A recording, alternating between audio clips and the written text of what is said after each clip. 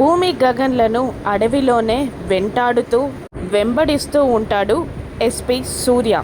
తన కానిస్టేబుల్స్కి అల్టిమేటం జారీ చేస్తాడు.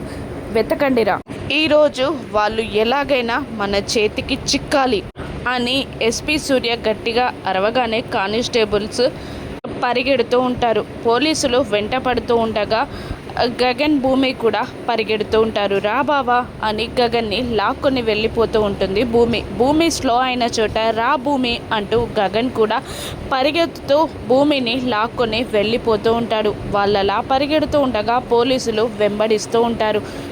పరిగెడుతున్న భూమి కాలికి ఏదో చిన్న కొమ్మ తగులుతుంది. దాంతో తను దాటలేక పరిగెత్తలేక కింద పడిపోతుంది. కాస్త దూరం దొర్లుతుంది భూమి. గగన్ భూమి అంటూ భూమి దగ్గరికి వెళ్తాడు. భూమి గట్టిగా అరిచేసరికి ఆ సౌండ్స్ పోలీసుల చెవినబడతాయి.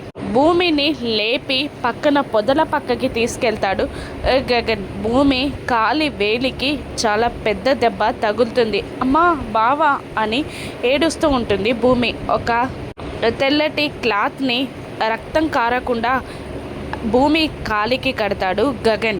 ఆ సౌండ్స్ రావడంతో పోలీసులు అటువైపుగా వస్తారు.